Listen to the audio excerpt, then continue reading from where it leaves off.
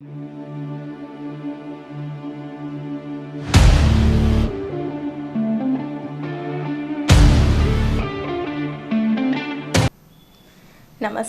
ಸೋನಿ9 ನ್ಯೂಸ್ಗೆ ಸ್ವಾಗತ. ನಾನು ಪ್ರಭಾವತಿ. ಮೊದಲಿಗೆ ಮುಖ್ಯಾಂಶಗಳು.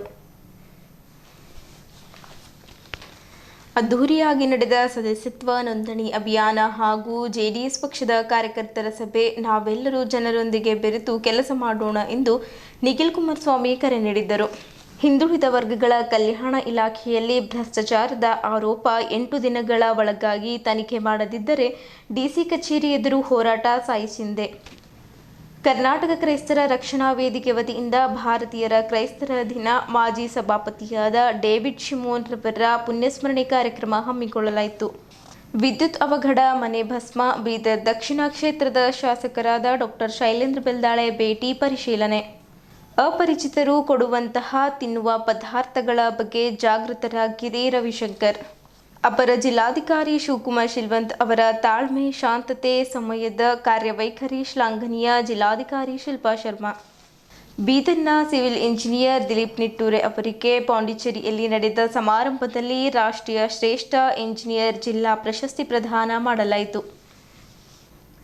ಸುದ್ದಿಯ ವಿವರಗಳು.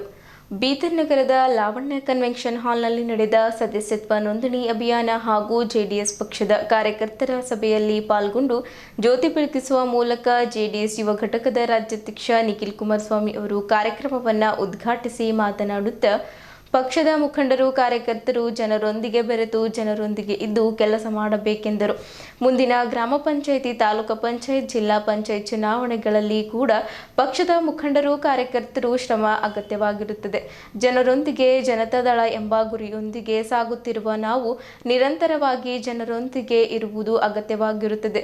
ಸದಸ್ಯತ್ವ ನೋಂದಣಿ ಅಭಿಯಾನವನ್ನು ನಾವು ತುಮಕೂರು ಜಿಲ್ಲೆಯಿಂದ ಆರಂಭಿಸಿದ್ದೇವೆ. ಈಗಾಗಲೇ 4 ಜಿಲ್ಲೆಗಳಲ್ಲಿ ಸದಸ್ಯತ್ವ ಅಭಿಯಾನವನ್ನು ಯಶಸ್ವಿಯಾಗಿ ಮಾಡಿದ್ದೇವೆ.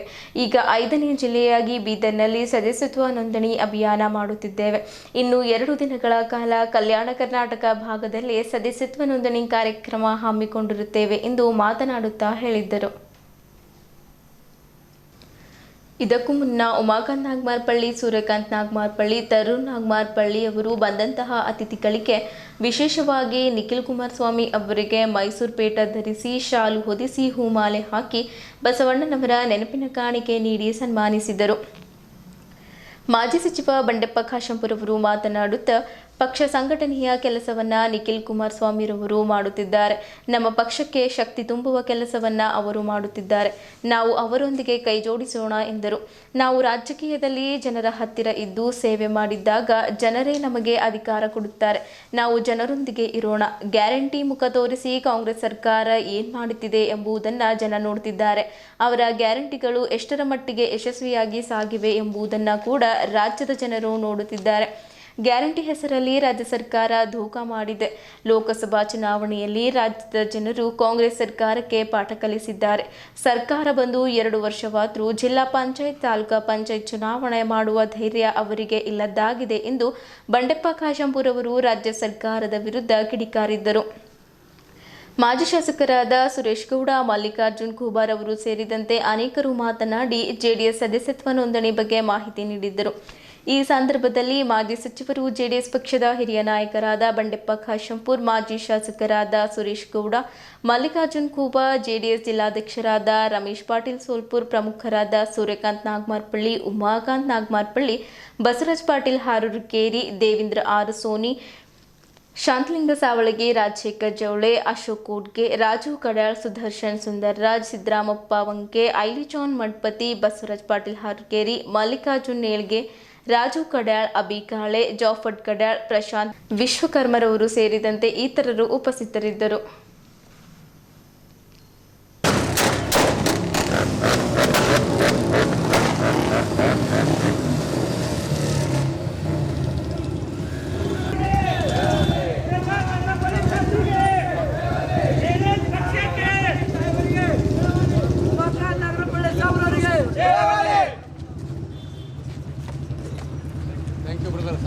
ಉಮಾಕಾಂತ್ ನಾಗರಪಳ್ಳಿ ಸಾಹೇಬ್ರೆ ಅವರಿಗೆ ಉಮಾಕಾಂತ್ ನಾಗರಪಳ್ಳಿ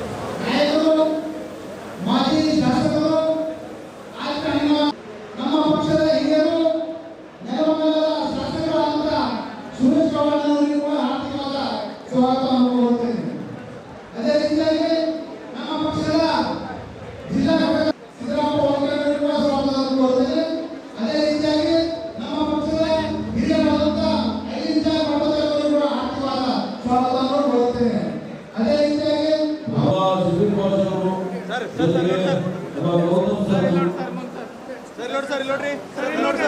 ಸುರೇಶ್ ಸಿಂಗ್ ಸಾಹೇಬರು ವೇದಿಕೆ ಬರಬೇಕು.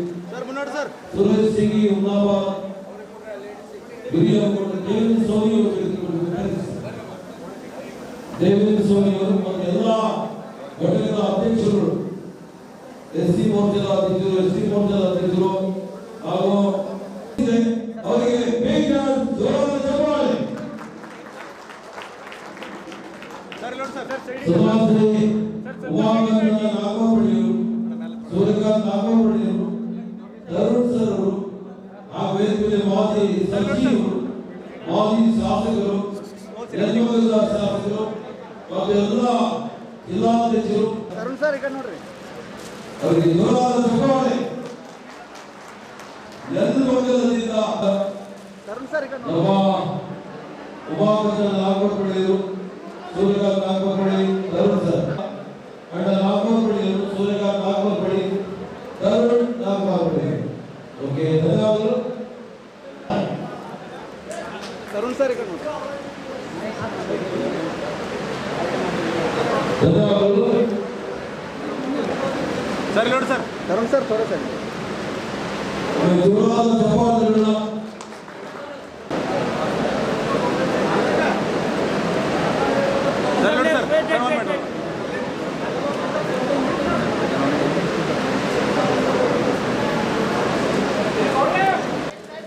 ಪ್ರಥಮ ಪಾರ್ಲಿಮೆಂಟ್ ಬಸವ ಕಲ್ಯಾಣ 12ನೇ ಶತಮಾನದಲ್ಲಿ ಬಸವಾದಿ ಶರಣರ ಬಸವ ಕಲ್ಯಾಣದ ಅನುಭವದ ಒಂದು ನೆನಪು ಸ್ಮರಣೆಗಾಗಿ ಈ ವಿಶ್ವಗುರು ಬಸವಣ್ಣನವರ ಅನುಭವದ ನೆನಪಿನಗಾಗಿ ನೋಡಿದ್ದಾರೆ.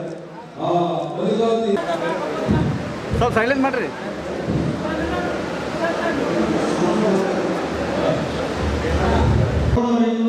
ನಮ್ಮ ಪಕ್ಷದ ಎಲ್ಲ ತಾಲೂಕಿನ ಅಧ್ಯಕ್ಷರುಗಳು, ಘಟಕದ ಅಧ್ಯಕ್ಷರುಗಳು, ಚುನಾಯಿತ ನಗರಸಭೆ ಸದಸ್ಯರುಗಳು, ರಾಜ್ಯ ಪದಾಧಿಕಾರಿಗಳು, ಜಿಲ್ಲೆಯಿಂದ ಆಗಮಿಸಿರ್ತಕ್ಕಂಥ ಎಲ್ಲ ಜೆಡಿಎಸ್ ಪಕ್ಷದ ಮುಖಂಡರಿಗಾಗಿ ಈ ಕಾರ್ಯಕ್ರಮದಲ್ಲಿ ನಾನು ಹೆಚ್ಚಿನ ಸಮಯ ತಗೊಳ್ಳಾಗಿದೆ. ಈಗಾಗಲೇ ಸಮಯ ಜಾಸ್ತಿ ಆಗಿದೆ. ಜಿಲ್ಲಾ ಅಧ್ಯಕ್ಷರಿದ್ದಾರೆ ರಮೇಶ್ ಪಾಟೀಲ್ ಸೋಲ್ಪುರಣ್ಣವರು, ತಾಲೂಕು ಅಧ್ಯಕ್ಷರಿದ್ದಾರೆ ಬೆಂಕೆ ಮಾಮ ಇದ್ದಾರೆ, ರಾಜಶೇಖರ್ ತ್ಯಾವಡಿ ಅಣ್ಣವರು ಇದ್ದಾರೆ, ಶಾಂತಿ ಸೌರ್ಗಿ ಮಾಮ ಅವರು ಇದ್ದಾರೆ, 25 ವರ್ಷದ ಹಳೆ ಸ್ನೇಹಿತರು, ನಾಗಮಂಗಲ ಶಾಸಕರು ಸುರೇಶ್ ಗೌಡರು ಬಂದ್ರೆ ನಾನು ರಿಕ್ವೆಸ್ಟ್ ಮಾಡಿದೆ. ನಿಖಿಲ್ ಸೋದರದಿಂದ ಸೂರ್ಯದ ಕಿರಣ ಸೂರ್ಯದ ಹಾಗೆ ಜೋರಾದ ಚಪ್ಪಾಳೆ. ಈಗ ಸಮಾಜದಲ್ಲಿ ಮಲ್ಲಿಕಾರ್ಜುನ ಎಸ್ಕುವ ಮಾಜಿ ಒಂದು ಸೆಕೆಂಡ್ ರೈತರ ಬಗ್ಗೆ ಇಡೀ 24 ತಾಸು ನೋಡಿ ಇವತ್ತು ಯಾರು ಕಾಳಜಿ ಮಾಡ್ತಾರ 90 ಪಾಲ್ಗೊಂಡಿದ್ದಾರೆ. ಅವರ ಅತಿಥಿ ಸ್ಥಾನದಲ್ಲಿದೆ. ಅವರ 2 ಮಾತುಗಳನ್ನು ನಮ್ಮೊಟ್ಟಿಗೆ ಹಂಚಿಕೊಂಡಿದ್ದಾರೆ. ಸುರೇಶ್ ಅವರಿಗೆ ಜೋರಾದ ಚಪ್ಪಾಳೆ.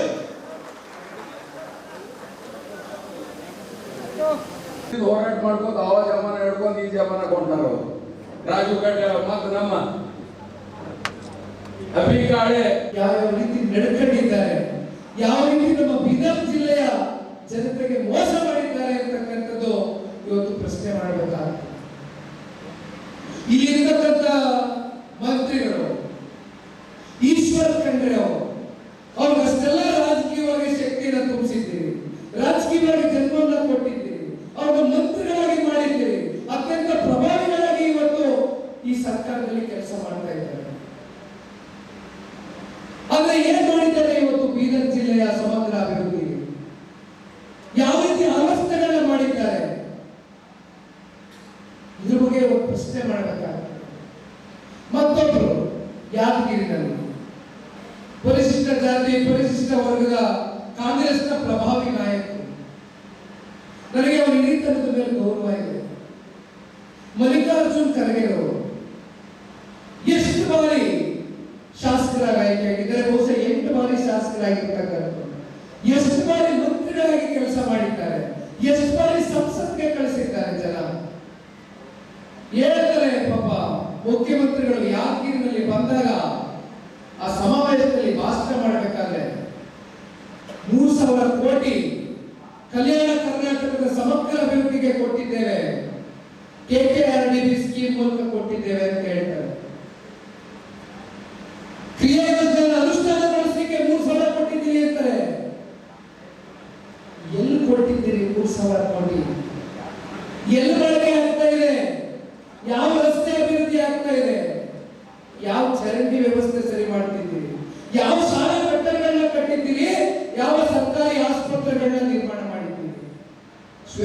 ಮಾತ್ರ ಓಡಿಸ್ಲಿಕ್ಕೆ ಸಾಧ್ಯವಾ?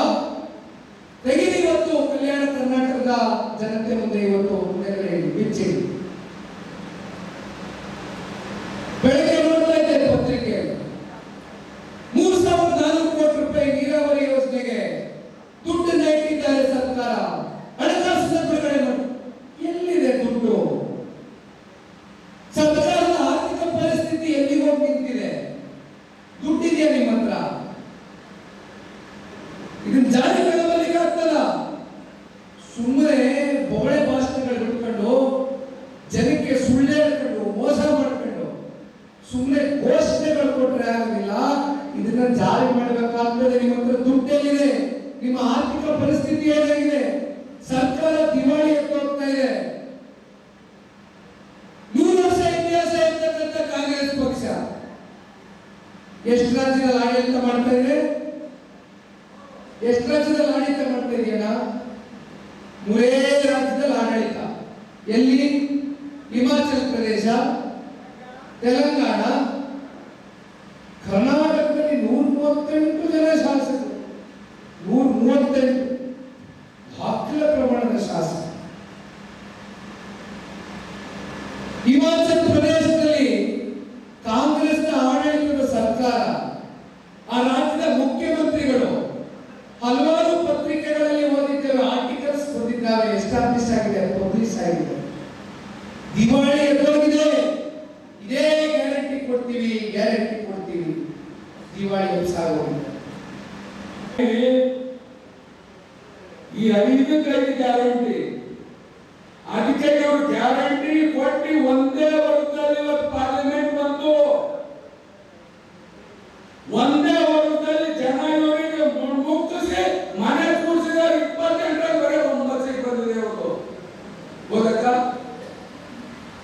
ಇವರು ಗ್ಯಾರಂಟಿ ಸಕ್ಸಸ್ ಆಗಿದ್ದ ಇವತ್ತಿನ ಜನ ಪ್ರಜಾಪ್ರಭುತ್ವ ಎತ್ತಿರಬೇಕು, ಡೆಮೋಕ್ರಸಿ ಎತ್ತಿರಬೇಕು. ಸರ್ಕಾರ ಹಳ್ಳಿ ಲೆವೆಲ್ಗೆ ಬರಬೇಕು, ವಿಧಾನಸಭಾ ಅಲ್ಲಿ ಇರಬೇಕು, ಹಳ್ಳಿಯಲ್ಲಿ ಇರಬೇಕು, ಗ್ರಾಮ ಪಂಚಾಯತ್, ತಾಲೂಕಾ ಪಂಚಾಯತ್, ಜಿಲ್ಲಾ ಪಂಚಾಯತ್ ಎಲ್ಲ ಎಲೆಕ್ಷನ್ ಅಧಿಕಾರಕ್ಕೆ ಕೇಂದ್ರೀಕರಣ ಆಗಿ ಕೆಳಗಿನ ಬರಬೇಕು. ಸರ್ಕಾರ ಬಂದು 2.5 ವರ್ಷ ಆಯ್ತು, ಇನ್ನ ತಾಲೂಕಾ ಪಂಚಾಯತ್, ಜಿಲ್ಲಾ ಪಂಚಾಯತ್ ಯಾಕೆ ಮಾಡ್ತಾ ಇಲ್ಲ? ನೀವು ಧೈರ್ಯ ಇಲ್ಲ ಇವ್ರಲ್ಲಿ. ಗ್ಯಾರಂಟಿಗಳನ್ನ ಇವರಿಗೆ ಭರವಸೆ ಇಲ್ಲ. ಯಾಕಪ್ಪ ನೀವು 5-6 ತಿಂಗಳು ಸಾಕಿತ್ತು ಮಾಡಿ ಎಲೆಕ್ಷನ್ ಯಾಕೆ ಮಾಡೋಣ್ರಿ? ಯಾಕಂದ್ರೆ ಇವೆರಡೂ ಪಾರ್ಟಿ ಸೇರಿ ಬಹಳ ತಗಡಾಗ್ಯಾವ. ಮತ್ತೆ ನಮ್ಮ ಮನೆ ಕಳೆದಿದ್ರೆ ಮತ್ತೆ ಮುಂದೆ ಬಹಳ ಪರೇಶಾನ್ ಆಗ್ತದೆ ಅಂತೇಳಿ ಇವರು ಅಂಜೆ ಮಾಡೋಣ. ಮತ್ತೆ ಡೆಮೋಕ್ರಸಿ ಇವರು ಮಾತಾಡ್ತಾರ. ಬಾಬಾ ಸಾಹೇಬ್ ಅಂಬೇಡ್ಕರ್ ಅವರು ಸಂವಿಧಾನ ಹಿಡಿದು ಇವರು ಮಾತಾಡ್ತಾರ. ಸಂವಿಧಾನದಲ್ಲಿ 5 ವರ್ಷಕ್ಕೆ ಒಂದ್ಸಲ ಎಲೆಕ್ಷನ್ ಇದೆ. ಮತ್ತೆ ಇದು 5 ವರ್ಷ ಯಾಕಿದೆ? ಇದು ಸರ್ಕಾರ ಬಂದು 2.5 ವರ್ಷ ಮೇಲೆ ಆಯ್ತು, ಯಾಕೆ ಎಲೆಕ್ಷನ್ ಮಾಡ್ತಾ ಇಲ್ಲ ನೀವು ಹೇಳಿ? ಹಾಗಾಗಿ ಒಂದು ವೇಳೆ ಇವತ್ತು ನಾನು ಯಾಕೆ ಹೇಳ್ತಾ ಇದ್ದೇನೆಂದ್ರೆ, ಕಾಂಗ್ರೆಸ್ ಸರ್ಕಾರ ನೋಡಿ, ನಾವು ಸರ್ಕಾರ ಬೆಳೆ ಯಾರು ಇರ್ತಾರ ನಾವು ತಲೆ ಕೆಡಿಸ್ಕೊಂಡು ಬೇಡ. ಆದ್ರೆ ಇವತ್ತ ಅವ್ರ ವೈಫಲ್ಯತೆಗಳು ನಾವು ಜನರ ಮಧ್ಯದಲ್ಲಿ ಒಯ್ಯಬೇಕು. 2006ರಲ್ಲಿ ಒಂದೇ ಸರಿ 25,000 ಕೋಟಿ ಸಾಲ ರೈತರ ಮನ್ನಾ ಮಾಡಿದ್ದು ಯಾರು ಅಂದ್ರೆ ಯಾರು? ಕುಮಾರಸ್ವಾಮಿ ಅವರು. ನಿಮ್ಮ ಗಮನಕ್ಕೆ ತರ್ತೀನಿ, ನಿಖಿಲ್ ಅಣ್ಣಾದಿಗಳೇ ತಮ್ಮ ಗಮನಕ್ಕೆ ತರ್ತೀನಿ. ಆ 25,000 ಕೋಟಿ ಸಾಲದಲ್ಲಿ 426 ಕೋಟಿ ಬೀದರ್ ಜಿಲ್ಲೆಗೆ ಸಾಲ ಮನ್ನಾ ಆಗಿದೆ. ಆ 426 ಕೋಟಿ ಬೀದರ್ ಜಿಲ್ಲೆಯಲ್ಲಿ 1,04,000 ರೈತರಿಗೆ ಸಾಲ ಮನ್ನಾ ಆಗಿದೆ. ನಿಖಿಲ್ ಅಣ್ಣ 1,04,000 ರೈತರು ಮನ್ನಾ ಆಗಿದೆ. ನನ್ನಂತ ಅಂಕಿಅಂಶಗಳಿದೆ. ಯಾಕಂದ್ರೆ ಅವಾಗ ಡಿಸಿಸಿ ಬ್ಯಾಂಕಿನ ಅಧ್ಯಕ್ಷರು ಸನ್ಮಾನ್ಯ ದುರ್ಬಲಪ್ಪ ನಾಗಮಾರ್ಪಳ್ಳಿ ಅವರು ಅವಾಗ ಡಿಸಿಸಿ ಬ್ಯಾಂಕ್ ಮೂಲಕ ಅವರ ರೈತರಿಗೆ ಸಾಲ ಕೊಟ್ಟಿದ್ರು. ಕುಮಾರಸ್ವಾಮಿ ಅಣ್ಣ ಅವರು ಸಾಲ ಮನ್ನಾ ಮಾಡಿದ್ರು. ಇದು ಸರ್ಕಾರ ಸಾಧ್ಯ. ಹಾಗೆ ನಿಖಿಲ್ ಅಣ್ಣವರ ಕೆಳಗಡೆ ಕೆಲವು ಲಾಟ್ ಆಫ್ ಚಾಲೆಂಜಸ್ ಈ ಬರ್ತಕ್ಕಂಥ ಈಗ ಯುವ ಪೀಳಿಗೆ ಜಾಸ್ತಿ ಆಗಿದೆ. ನಮ್ಮಲ್ಲಿ ಮಕ್ಕಳು ಬಹಳ ವಿದ್ಯಾವಂತರಿದ್ದಾರೆ, ಅವರು ಉದ್ಯೋಗಗಳಿಲ್ಲ, ಗಡಿ ಭಾಗ ಇದೆ. ಈ ಚಾಲೆಂಜಸ್ ಇದೆ. ನಾನು ಅದಕ್ಕೆ ಮೊನ್ನೆ ಕೂಡ ಅದಕ್ಕೆ ನಾನು ಹತ್ರ ಮಾತನಾಡಬೇಕಾದ್ರೆ ಈ ಪ್ರಸ್ತಾವನೆ ಮಾಡಿದ್ದೆ. ತಂದೆ ಕುಮಾರಸ್ವಾಮಿ ಅವರ ತಾವು ಅವರು ಕೂಡ ಮನವಿ ಮಾಡಿಕೊಂಡು ಹೇಳಬೇಕು, ಪ್ರತಿ ಜಿಲ್ಲೆ ಈ ಜಿಲ್ಲೆಯಲ್ಲಿ ಪ್ರತಿ ವರ್ಷಕ್ಕೆ 6,000 ಮಕ್ಕಳು ಪಾಸ್ ಆಗಿ ಹೋಗ್ತಾರೆ. ಅವ್ರಿಗೆ ಉದ್ಯೋಗ ಇಲ್ಲ. ಗುಲ್ಬರ್ಗ, ಹೈದರಾಬಾದ್, ಲಾತೂರು, ಬೆಂಗಳೂರು, ಪೂನಾ, ಬಾಂಬೆ, ಬೆಂಗಳೂರಿನ ನೌಕರಿ ಆಗ್ತಾರೆ. ಇಲ್ಲಿ ಉದ್ಯೋಗಗಳು ಬರಬೇಕು. ತಾವೇ ಈಗಾಗಲೇ ಕೇಂದ್ರ ಸಚಿವರಿದ್ದೀರಿ, ಹೆವಿ ಇಂಡಸ್ಟ್ರೀಸ್ ಮಿನಿಸ್ಟ್ರಿ ಇದ್ದೀರಿ, ಪಬ್ಲಿಕ್ ಸೆಕ್ಟರ್ ಯೂನಿಟ್ಸ್ ತರಬಹುದು, ಇಂಡಸ್ಟ್ರೀಸ್ ಇಲ್ಲಿ ಹಾಕ್ಬೋದು. ತಮ್ಮ ತಂದೆಯವರೇ ಇಲ್ಲಿ ಮುಖ್ಯಮಂತ್ರಿ ಆದಾಗ 2,000 ಕೋಟಿ ಟೆಕ್ಸ್ಟೈಲ್ ಪಾರ್ಕ್ಗೋಸ್ಕರ ಅನುದಾನ ಮಾಡಿಕೊಟ್ಟಿದ್ರು ಅವಾಗ 2004. ಆದ್ರೆ ಮುಂದಿನ ಸರ್ಕಾರದವರು ಅದು ಮುಂದೆ ಹೊರಿಸಲಿಲ್ಲ. ಅದು ಕೂಡ ಮಾಧ್ಯಮದಲ್ಲಿ, ಅದು ಕೂಡ ಅಸೆಂಬ್ಲಿ ಕೂಡ ಆಗಿರ್ತಕ್ಕಂಥ ಕೆಲಸ. ಈಗ ನಮ್ಮಲ್ಲಿ ಕೆಳಗಡೆ ವಿನಂತಿ, ಬರ್ತಕ್ಕಂಥ ದಿವಸದಲ್ಲಿ ಇಲ್ಲಿ PPP ಮುಖಾಂತರದಲ್ಲಿ ಪಬ್ಲಿಕ್ ಮತ್ತೆ ಪ್ರೈವೇಟ್ ಪಾರ್ಟ್ನರ್ಶಿಪ್ ಅಲ್ಲಿ ಪಬ್ಲಿಕ್ ಸೆಕ್ಟರ್ ಯೂನಿಟ್ಸ್ ಆಗಲಿ, ಟ್ಯಾಕ್ಸ್ ಬೆನಿಫಿಟ್ಸ್ ಆಗಲಿ, ಸ್ಪೆಷಲ್ ಎಕಾನಮಿಕ್ ಝೋನ್ಸ್ ಆಗಲಿ ಇಲ್ಲಿ ಮಾಡಿಕೊಟ್ರೆ ಈ ಭಾಗದಲ್ಲಿ ತಮ್ಮ ಮೂಲಕ ಕೇಂದ್ರ ಸರ್ಕಾರಕ್ಕೆ ತಾವು ಒತ್ತಡವನ್ನು ಹಾಕಿ ಈ ಭಾಗಕ್ಕೆ ಕೊಟ್ಟು ಇಂಡಸ್ಟ್ರಿ ತಂದ್ರೆ ಇಲ್ಲಿರ್ತಕ್ಕಂಥ ಜನರಿಗೆ ಉದ್ಯೋಗ ಸಿಗ್ತದೆ, ಅನುಕೂಲ ಆಗ್ತದೆ. ಮತ್ತೆ ಬರ್ತಕ್ಕಂಥ ದಿವಸದಲ್ಲಿ ನಾವು ಹೇಗೂ ಜನತಾದಳ ಪಕ್ಷ ಅಂದ್ರೆ ರೈತರ ಹಿತದ ಪಕ್ಷ, ರೈತರ ಪರವಾಗಿರ್ತಕ್ಕಂಥ ಪಕ್ಷ, ಜನರ ಪರವಾಗಿರ್ತಕ್ಕಂಥ ಪಕ್ಷ. ನಾವೇನು ಮೆಂಬರ್ಶಿಪ್ ಮಾಡಿ ಮನೆ ಕೊಡೋಲ್ಲ. ನಾವೆಲ್ಲ ಸಂಘಟನೆಗಳ ಕಾಂಗ್ರೆಸ್ ವಿರುದ್ಧ ಹೋರಾಟ ಮಾಡಬೇಕು. ಈಗಾಗಲೇ DCC ಬ್ಯಾಂಕ್ ಮೊದಲು ಅಧ್ಯಕ್ಷರಾಗಿದ್ದ ಉಮಾಕಾಂತ್ ನಾಗಪಲ್ಲಿ ಅವರು ಒಂದು ಮಾತು ಕೇಳಲು ಬಯಸ್ತೀನಿ. ನಾವು ಪಟೇಲ್ ಬಡವರು ರೈತರ ಮಂತ್ರಿ, ಈ ಜಿಲ್ಲಾ ಉಸ್ತುವಾರಿ ಸಚಿವರು ಈಶ್ವರ್ ಖಂಡ್ರೆ ಅವರು ಎಲ್ಲ ಪತ್ರಿಕಾ ಬಾಂಧವರಿದ್ರಿ. ಅವ್ರಿಗೆ ಶಕ್ತಿ ಇಲ್ಲ. ಅವ್ರಿಗೆ ನಾವು ರಿಲೇಟಿವ್ ಆಗ ನಾವು ಅಣ್ಣೆ ಆಗ, ಆದ್ರೆ ಶಕ್ತಿ ಸಿಕ್ಕಾಪಟ್ಟಿದ್ದ MP ಆಗ MLA ಆಗ BSSK ಫ್ಯಾಕ್ಟರಿ ಯಾಕೆ ಬೆಳೆಯೋದು ಕೇಳಿ. Simple question. ನಮಗೆ ಆಗಿದೆ ಒಂದು BSSK ಫ್ಯಾಕ್ಟರಿ ರೈತರಿಗೆ ಸೆಲೆಕ್ಟ್ ಯಾಕೆ ಬಂದಿಲ್ಲ? ಅವ್ರು ಮನಸ್ಸು ಮಾಡಿದ್ರು ಒಂದು ಗಂಟೆದಾಗ ಸ್ವಂತ ರೊಕ್ಕದಲ್ಲಿ ಹೊಸ ಫ್ಯಾಕ್ಟರಿ ಚಾಲು ಮಾಡಕ್ಕೆ ಶಕ್ತಿ ಇಲ್ಲ. ಆದ್ರೆ ನಮಗೆ ಮತ್ತೆ ಹೋಗ್ತಾ ಒಂದು ಫ್ಯಾಕ್ಟರಿ ಉಳಿಸಿಲ್ಲ. ನಾನು 5 ವರ್ಷ ಮನೆ ಮಾಡ್ತೀನಿ, ನಾವು ರೈತರಿಗೆ ಸೆಲೆಕ್ಟ್ ಒಳ್ಳೆ ಫ್ಯಾಕ್ಟರಿ ಆಗ್ಬೇಕು, ಅದೇ ಸೆಲೆಕ್ಟ್ ಸಂಬಂಧ ಕುಮಾರಣ್ಣವರಿಗೂ ಕೂಡ ನಾವು ರಿಕ್ವೆಸ್ಟ್ ಮಾಡ್ತೀವಿ. ಭಾರತ ನಮಗೆ ಇಲ್ಲ ಒಂದು ಪ್ರೈವೇಟ್ ಸೆಕ್ಟರ್ ಯಾರಿಗೆ ಫ್ಯಾಕ್ಟರಿ ಹಾಕಿಸ್ಬೇಕು. ಇದ್ದಿಲ್ಲ ಅಂದ್ರೆ ನಮಗೆ ಇಲ್ಲಿ ರೈತರು ಬಹಳ ಕಷ್ಟದಾಗ ಕಷ್ಟ ನಿಮ್ಗೆ ಹೇಳಿಲ್ಲ. ನಾವು ದೇವರಿಗೆ ಹೇಳಕ್ಕಾಗಲ್ಲ. ನಮ್ಮ ಪಕ್ಷದಾಗ ನಿಮ್ಗೆ ಹೇಳ್ಬೇಕಾಗ್ತದೆ. ನೀವು ಹೋಗಿ ಹೇಳ್ತೀರಿ. ಅದಕ್ಕೆ ನಾವು ಮನವಿ ಮಾಡ್ತಾ ಇದ್ದೆವು. ನಮ್ಮ ಕಾರ್ಯಕರ್ತರಿಗೆ ಕಷ್ಟ ಅದ. ಎಲ್ಲೇ ಒಂದು ಪೊಲೀಸ್ ಸ್ಟೇಷನ್ ಇರಲಿ, ಒಂದು ಪ್ರಾಬ್ಲಮ್ ಇರಲಿ, ನಮ್ಮ ಪಾರ್ಟಿದಾಗ ಪದಾಧಿಕಾರಿಗಳ ಮೀಟಿಂಗ್ ಇದ್ದಾಗ ಫೋನ್ ಇದ್ದಾಗ ಕಷ್ಟ ಬಂದಾಗ ಫೋನ್ ಇರಬೇಕು, ಅಟೆಂಡ್ ಮಾಡಬೇಕು. ನಮ್ಮ ಕಾರ್ಯಕರ್ತರಿಗೆ ಇತಿಹಾಸ ಅದಕ್ಕೆ ನಾನು ರಿಕ್ವೆಸ್ಟ್ ಮಾಡಿದ್ದೀನಿ.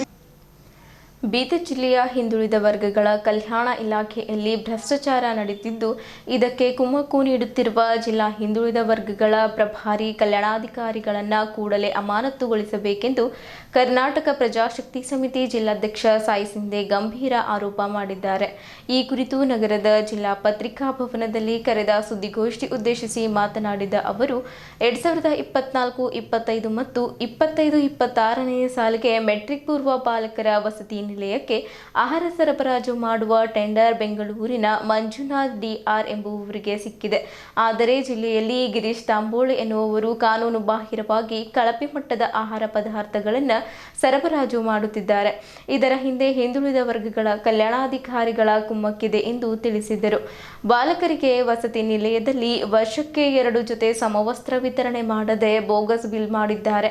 ವಸತಿ ನಿಲಯದ ಬಾಲಕರಿಗೆ ವರ್ಷಕ್ಕೆ 5 ಬಾರಿ ಕ್ಷೌರ್ಯ ಮಾಡಲು ₹60ರಂತೆ ಸರ್ಕಾರ ಅನುದಾನ ನೀಡುತ್ತದೆ. ಆದರೆ 2024-25ನೇ ಸಾಲಿನಲ್ಲಿ ಮಕ್ಕಳಿಗೆ ಕ್ಷೌರ್ಯ ಮಾಡಿಸದೆ ಬೋಗಸ್ ಬಿಲ್ ಮಾಡಲಾಗಿದೆ ಎಂದು ಹೇಳಿದರು. ಮಕ್ಕಳ ಬಯೋಮೆಟ್ರಿಕ್ ಹಾಜರಾತಿ ಆಧಾರದ ಮೇಲೆ ವಸತಿ ನಿಲಯದ ಆಹಾರ ವೆಚ್ಚದ ಬಿಲ್ ಮಾಡುವ ಕುರಿತು ಸರ್ಕಾರದ ಆದೇಶವಿದ್ದರೂ 2022ರಿಂದ 25ರವರೆಗೆ ಸರ್ಕಾರದ ನಿಯಮಗಳನ್ನು ಗಾಳಿಗೆ ತೂರಿ ಮ್ಯಾನ್ಯುವಲ್ ಹಾಜರಾತಿ ಮುಖಾಂತರ ಮಕ್ಕಳ ಹಾಜರಾತಿ ಹೆಚ್ಚು ತೋರಿಸಿ ಬೋಗಸ್ ಬಿಲ್ ಮಾಡುತ್ತಿರುವುದು ಕಂಡುಬಂದಿದೆ. ಜಿಲ್ಲೆಯ ಕೆಲವು ವಸತಿ ನಿಲಯಗಳಲ್ಲಿ ಖಾಯಂ ಅಡುಗೆಯವರು ನೇಮಕವಾಗಿ ಕೆಲಸ ಮಾಡದೆ ಮನೆಯಲ್ಲಿಯೇ ಕುಳಿತುಕೊಂಡು ಮೇಲಾಧಿಕಾರಿಗಳಿಗೆ ಲಂಚ ಕೊಟ್ಟು ವೇತನ ಪಡೆಯುತ್ತಿದ್ದಾರೆ. ಹೀಗಾಗಿ ವಸತಿ ನಿಲಯ ಮೇಲ್ವಿಚಾರಕ ಮತ್ತು ನಿಲಯ ಪಾಲಕರನ್ನ ಅಮಾನತುಗೊಳಿಸಬೇಕು. ಇವರಿಗೆ ಕುಮ್ಮಕ್ಕು ನೀಡುತ್ತಿರುವ ಜಿಲ್ಲಾ ಹಿಂದುಳಿದ ವರ್ಗಗಳ ಕಲ್ಯಾಣಾಧಿಕಾರಿ ಸಂಗೀತ ಎಸ್ ಬಿರಾದರ್ ಅವರನ್ನ ಅಮಾನತುಗೊಳಿಸಬೇಕು. ಕಳಪೆ ಆಹಾರ ವಿತರಣೆ ಮಾಡುತ್ತಿರುವ ಟೆಂಡರ್ದಾರರ ಸಂಸ್ಥೆಯನ್ನ ಕಪ್ಪುಪಟ್ಟಿಗೆ ಸೇರಿಸಿ 8 ದಿನಗಳ ಒಳಗಾಗಿ ಜಿಲ್ಲಾ ಮಟ್ಟದ ತನಿಖೆ ಮಾಡಿಸಬೇಕು. ಇಲ್ಲದಿದ್ದರೆ ಜಿಲ್ಲಾಧಿಕಾರಿಗಳ ಕಚೇರಿ ಮುಂದೆ ಹೋರಾಟ ಮಾಡಲಾಗುವುದು ಎಂದು ಸಾಯಿ ಸಿಂಧೆ ತಿಳಿಸಿದ್ದಾರೆ. ಈ ಸಂದರ್ಭದಲ್ಲಿ ಪ್ರಮುಖರಾದ ಮಹೇಂದ್ರ ಹೊಸ್ಮನಿ, ವಿಶಾಲ್ ದೊಡ್ಡಿ, ಅನಿಲ್ ಮಡ್ಡೆ, ಸಂಗಮೇಶ್ ಬಾವಿ ದೊಡ್ಡಿ, ಸಂತೋಷ್ ವಿನೋದ್ ಸಿಂಧೆ, ಬಸವರಾಜ್ ಬಾವಿ ದೊಡ್ಡಿ, ಸಂದೀಪ್ ಕಾಂಟೆ ಸೇರಿದಂತೆ ಇನ್ನಿತರರು ಉಪಸ್ಥಿತರಿದ್ದರು. ಏನಂತಂದ್ರೆ ಆ ವ್ಯಕ್ತಿ ಏನು ಮಾಡ್ತಾನ ಅಂದ್ರೆ ಕಳಪೆ ಮಟ್ಟದ ಆಹಾರ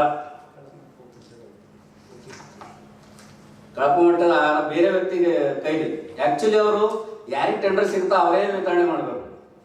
ಮೊದಲನೇದಾಗಿ ಇದು ತಪ್ಪು. ಮತ್ತು ಎರಡನೇದಾಗಿ ಕಳಪೆ ಮಟ್ಟದ ಆಹಾರ ವಿತರಣೆ ಮಾಡತ್ತಾರ. ಇದು ನಾವು ಖಂಡಿಸ್ತೀವಿ.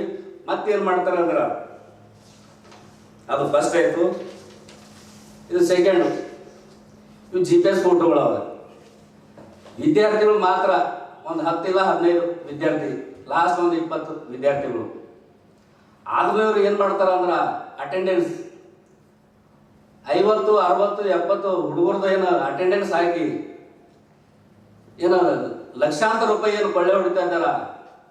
ಇದಕ್ಕೆಲ್ಲ ಹೊಣೆಗಾರ ಯಾರು ಅಂದ್ರೆ ಇಲ್ಲಿರ್ತಕ್ಕಂಥ ಅಧಿಕಾರಿಗಳು ಏನು ಪ್ರಭಾರಿಯನ್ನು ವಹಿಸ್ಕೊಂಡ್ರ ಸಂಗೀತ ಎಸ್ ಬಿರಾದರ್ ಅವರು ಇದಕ್ಕೆಲ್ಲ ಕುಮ್ಮಕ್ಕ ಅವರೇ ನೀಡ್ಲತ್ತಾರ. ಇವ್ರಿಗೆ ಕೂಡಲೇ ಅಮಾನತ್ ಮಾಡ್ಬೇಕಂತೇಳಿ ಒತ್ತಾಯಿಸ್ತೀನಿ. ನೋಡಿ, ತಾವು ನೋಡ್ಬೋದು ಇಲ್ಲಿ ಹುಡುಗರು ಎಷ್ಟವ ನೋಡಿ. ಅಲ್ಲಿ ಅಟೆಂಡೆನ್ಸ್ ತೆಗೆದಾಗ 60, 70, 80 ಅಲ್ಲಿ ಅಟೆಂಡೆನ್ಸ್. ಇದು ಭಾಳಷ್ಟು ಅವ್ರಿ ಇವಾಗ. ಅದಕ್ಕೆ ಇವಕ್ಕೆಲ್ಲ ಪೂರ ಇದಕ್ಕೆ ನಾವೇನು ನಮ್ಮ ಸಂಘಟನೆಗಳಿಂದ ತೀವ್ರವಾಗಿ ಖಂಡಿಸ್ತೀವಿ.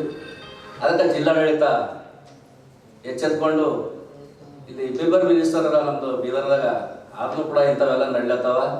ಅದಕ್ಕೆ ಇನ್ಚಾರ್ಜ್ ಮಿನಿಸ್ಟರ್ ಅವರು ಉಸ್ತುವಾರಿ ಸಚಿವರು ಏನದ ಗಮನಕ್ಕೆ ಇಟ್ಕೊಂಡು ಅಂಥ ಅಧಿಕಾರಿಗಳನ್ನ ಸೇವೆಯಿಂದ ವಜೆ ಮಾಡಬೇಕು. ಇಲ್ಲ ಅಂದ್ರೆ ಜಿಲ್ಲಾಧಿಕಾರಿಗಳ ಕಚೇರಿ ಮುಂದೆ ಉಗ್ರವಾಗಿ ಹೋರಾಟ ಮಾಡಬೇಕಾಯ್ತು ಅಂತೇಳಿ ಈ ಸಂದರ್ಭದಲ್ಲಿ ಈ ಬಾಲಕಿಯರಿಗೆ ಮತ್ತು ಬಾಲಕರುಗಳಿಗೆ ಎಲ್ಲ ವಸತಿ ನಿಲಯಗಳಿಗೆಲ್ಲ ಏನು ಸರಬರಾಜು ಎಲ್ಲ ಸಾಮಗ್ರಿಗಳು ಆಗಲಿ, ಊಟದ ಧಾನ್ಯದ ಸಾಮಗ್ರಿಗಳಾಗಲಿ ಕರೆಕ್ಟಾಗಿ ಸರ್ಕಾರದಿಂದ ಯಾವುದು ಬರ್ತದ ಒಳ್ಳೊಳ್ಳೆ ಆಹಾರಗಳು ವಿತರಣೆ ಮಾಡ್ಬೇಕಂತ ಹೇಳಿ ಸರ್ಕಾರದ ಆದೇಶ ಇರ್ತದ. ಆದ್ರೆ ಈ ಸರ್ಕಾರ ನಿಯಮಾವಳಿಗಳೆಲ್ಲ ಗಾಳಿಗೆ ತೂರಿ ಮಕ್ಕಳು ಕಡಿಮೆ ಇದ್ರೂ ಸಹ ಕೂಡ ಎಲ್ಲ ಕರೆಕ್ಟ್ ಆಗಿದ್ದಾರೆ ಅಂತ ಹೇಳ್ಬಿಟ್ಟು ಹಾಜರಾತಿಗಳು ಡೂಪ್ಲಿಕೇಟ್ ಸಿಹಿ ಮಾಡಿ ಆಯ್ತು. ಈ ಸರ್ಕಾರದ ಕಣ್ಣಿಗೆ ಏನು ಮಣ್ಣು ಹಚ್ಚುವಂತ ಕೆಲಸ ಏನಿ ಹಿಂದುಳಿದ ವರ್ಗಗಳ ಇಲಾಖೆ ಕಲ್ಯಾಣಾಧಿಕಾರಿಗಳು ಏನು ಮಾಡ್ತಾರ, ಇದು ತೀವ್ರವಾಗಿ ನಾವು ಖಂಡಿಸ್ತೇವೆ. ಈ ಮುಂದೆ ಬರುವಂತ ದಿನಗಳಲ್ಲಿ ಈಗ ಇಂಥದಕ್ಕೆ ಇದು ಮೇಲಧಿಕಾರಿಗಳಿಗೆ ಸಂಬಂಧಪಟ್ಟ ಅಧಿಕಾರಿಗಳು ಇದು ನೋಡಿ ಇದ್ರ ಮೇಲೆ ಆಕ್ಷನ್ ತಗೊಂಡು ಸಂಬಂಧಪಟ್ಟನವ್ರು ಯಾರು ಅವರು ಮೇಡಮ್ ಅವರಿಗೆ ಏನಂದ್ರೆ ಅಮಾನತುಗೊಳಿಸ್ಬೇಕು. ಯಾವ್ಯಾವ ಸಿಬ್ಬಂದಿಗಳು ಎಲ್ಲೆಲ್ಲಿ ಕಾರ್ಯನಿರ್ವಹಿಸಬೇಕು ಅಲ್ಲೆಲ್ಲಿ ಮಾತ್ರ ಕಾರ್ಯನಿರ್ವಹಿಸಬೇಕು. ಈ ಸಂಬಂಧಪಟ್ಟ ಅಧಿಕಾರಿಗಳು ಇದ್ರ ಮೇಲೆ ಕ್ರಮ ತಗೊಳ್ಳಿಲ್ಲ ಅಂದ್ರೆ ಮುಂದೆ ಬರುವಂತ ದಿನದಲ್ಲಿ ಬಹಳ ಉಗ್ರವಾದ ಹೋರಾಟ ಮಾಡ್ಬೇಕಾಗ್ತದೆ ಅಂತ ಹೇಳ್ಬಿಟ್ಟು ಈ ಒಂದು ಪತ್ರಿಕಾಗೋಷ್ಠಿಗಳ ಮುಖಾಂತರ ಮೇಲಧಿಕಾರಿಗಳ ಗಮನಕ್ಕೆ ತರಲು ಬಯಸ್ತಾ ಇದ್ದೀವಿ. ಬೀದರ್ ನಗರದ ಗ್ರೇಸ್ ಗಾಸ್ಪಲ್ ಕನ್ನಡ ಚರ್ಚ್ ನಜ್ರೇತ್ ಕಾಲನಿಯಲ್ಲಿ ಆಯೋಜಿಸಲಾಗಿದ್ದ ಕರ್ನಾಟಕ ಕ್ರೈಸ್ತರ ರಕ್ಷಣಾ ವೇದಿಕೆ ವತಿಯಿಂದ ಭಾರತೀಯ ಕ್ರೈಸ್ತರ ದಿನದ ಅಂಗವಾಗಿ ಜ್ಯೋತಿ ಬೆಳಗಿಸುವ ಮೂಲಕ ಕಾರ್ಯಕ್ರಮವನ್ನು ಉದ್ಘಾಟಿಸಿ ಮಾತನಾಡಿದರು. ಇದೇ ಸಂದರ್ಭದಲ್ಲಿ ಡೇವಿಡ್ ಶಿಮೋನ್ ಮಾಜಿ ಸಭಾಪತಿಗಳ ಪುಣ್ಯ ಸ್ಮರಣೆ ಕಾರ್ಯಕ್ರಮ ಹಮ್ಮಿಕೊಳ್ಳಲಾಗಿತ್ತು. ಈ ಸಂದರ್ಭದಲ್ಲಿ ಕರ್ನಾಟಕ ಕ್ರೈಸ್ತರ ರಕ್ಷಣಾ ವೇದಿಕೆಯ ಸಂಸ್ಥಾಪಕರಾದ ಭಾಸ್ಕರ್ ಬಾಬು ಪಾತ್ರಪಳ್ಳಿ, ಮೆಥೋಡಿಸ್ಟ್ ಚರ್ಚ್ನ ಜಿಲ್ಲಾ ಮೇಲ್ವಿಚಾರಕರಾದ ರೆವರೆಂಡ್ ಡಿಸೋಜಾ, ಎಂಡಿ ಸ್ಯಾಮ್ವೆಲ್, ನಗರಸಭೆ ಸದಸ್ಯರಾದ ಸುನಿಲ್ ಬಚ್ಚನ್, ಕೆಪಿಸಿಸಿ ಉಪಾಧ್ಯಕ್ಷರಾದ ಜಾನ್ ವೆಲ್ಸಿ, ಸುರೇಂದ್ರ ಅಬ್ರಾಹಿಂ, ವೈಜನಾಥ್ ಮಜ್ಕೂರೆ, ಜಿಲ್ಲಾಧ್ಯಕ್ಷರಾದ ರಾಜೇಶ್ ಜ್ಯೋತಿ, ಪ್ರಕಾಶ್ ಕೋಟೆ, ಭಾಸ್ಕರ್, ಸ್ಯಾಮ್ಸನ್ ಹಿಪ್ಪಳಗಾವ್, ಸ್ಯಾಲ್ವನ್ ಮಿರ್ಜಾಪುರ್, ಸುನೀಲ್ ಹಿರೇಮನಿ, ಶಾಂತಕುಮಾರ್, ಸುರೇಕಾಂತ್, ದಶರಥ್ ಮೀಸೆ, ಸ್ಟೀಫನ್ ಅಷ್ಟೂರ್, ರಾಜ್ಕುಮಾರ್ ಸಿ, ಮಂಜುಳಾ ಸೇರಿದಂತೆ ಇತರರು ಇದ್ದರು. ಅನ್ಬೋದು ಎಷ್ಟೋ ಜನ, ಆದರೆ ಅವ್ರು ದುಡ್ಡು ಕಳಿಸಲಿಲ್ಲ, ನಮ್ಮನ್ನು ಕಳಿಸಿದ್ದಾರೆ. ಅವರು ಜನರ ಹೃದಯವನ್ನು ಗೆದ್ದಿದ್ದಾರೆ. ಅವರು ನಮ್ಮ ಬೈಬಲಲ್ಲಿ ಹೇಳಿರುವಂತೆ ಬಹುಧನಕ್ಕಿಂತಲೂ ಒಳ್ಳೆಯ ಹೆಸರು ಉತ್ತಮ. ಸೊ ಇವತ್ತು ಡೇವಿಡ್ ಸೀಮನ್ ಸರ್ ನಮ್ಮ ಹತ್ರ ಇಲ್ಲ, ಆದರೆ ಅವ್ರ ನೆನಪು ನಮ್ಮೆಲ್ಲರ ಹೃದಯದಲ್ಲಿ ಅದು ಚಿರಋಣಿಯಾಗಿರ್ತದೆ. ಅದು ದುಡ್ಡು ಬರುತ್ತದೆ ಹೋಗ್ತದೆ, ಆದರೆ ಹೆಸರು ಗಳಿಸೋದಷ್ಟು ಸಾಮಾನ್ಯ ಅಲ್ಲ. ಅವರೊಬ್ಬ ಅಜಾತ ಶತ್ರು. ಅವರು JDS ಅಲ್ಲಿದ್ದು 38 ವರ್ಷ JDS ಅಲ್ಲಿದ್ದು ಅನೇಕ ಒಂದು ಪದವಿಗಳನ್ನು ಹೊಂದಿದರು. JDS ಮಾಮೂಲಿ ಒಬ್ಬ ಕಾರ್ಯಕರ್ತನಾಗಿ ಬೆಳೆದು, ಆಮೇಲೆ ಹಂತವಾಗಿ ಬೆಳೆದು ಉಪಾಧ್ಯಕ್ಷನಾಗಿ, ಆಮೇಲೆ ಅನೇಕ ಒಂದು ಪಾರ್ಟಿಯ ಅನೇಕ ಪೊಸಿಷನ್ಗಳು, parliamentary board chairman, peace committee chairman ಎಲ್ಲ ಆಗಿ ಕೊನೆಗೆ ಅವರು JDSನ ಸ್ಟೇಟ್ ವರ್ಕಿಂಗ್ ಪ್ರೆಸಿಡೆಂಟ್ ಆಗಿದ್ದರು. ಪೇರೆಂಟ್ ಬಾಡಿಯಲ್ಲಿ, ಮೈನಾರಿಟಿ ವಿಂಗಲ್ ಅಲ್ಲ, ಪೇರೆಂಟ್ ಬಾಡಿಯ JDS ಸ್ಟೇಟ್ ವರ್ಕಿಂಗ್ ಪ್ರೆಸಿಡೆಂಟ್ ಆಗಿದ್ದರು. ಆದರೆ ಕಾಲಕ್ರಮೇಣ ರಾಜಕೀಯ ವಿಚಿತ್ರವಾದಂಥ ಒಂದು ಸಂಗತಿಗಳಿಂದ ಅವರು ಬಿಡಬೇಕಾಯಿತು. ಬಿಟ್ಟು ಕಾಂಗ್ರೆಸ್ ಸೇರಿಕೊಂಡ್ರು. ಕಾಂಗ್ರೆಸ್ ಅಲ್ಲಿ ಬಂದಾಗ ಕಾಂಗ್ರೆಸ್ನ AIC ಸದಸ್ಯರಾಗಿದ್ದರು. ಆಮೇಲೆ ಅವರು ಕೊನೆವರೆಗೂ ಕರ್ನಾಟಕ ಕಾಂಗ್ರೆಸ್ನ ಉಪಾಧ್ಯಕ್ಷರಾಗಿದ್ದರು. ಆಮೇಲೆ ನಂತರ ಕ್ಯಾಂಪೇನ್ ಕಮಿಟಿ ಉಪಾಧ್ಯಕ್ಷರಾಗಿದ್ದರು. ಅವರಿಗೆ ಅವಕಾಶ ಸಿಗಲಿಲ್ಲ. ಅವ್ರು MLC ಆಗ್ಬೇಕಂತ ಬಹಳ ತೋಕವಿತ್ತು, ಗೊತ್ತಿಲ್ಲ, ದೇವ್ರ ಚಿತ್ತ. ನಾವೆಲ್ಲರೂ ಪ್ರಾರ್ಥನೆ ಮಾಡಿದ್ದೇವೆ, ಪ್ರಯಾಸ ಪಟ್ಟಿದ್ದೇವೆ, ಅನೇಕರು ಪ್ರೆಸ್ ಮೀಟ್ ಮಾಡಿದ್ದೇವೆ, ಅವರಿಗೋಸ್ಕರ ಹೋರಾಟ ಮಾಡಿದ್ದೇವೆ.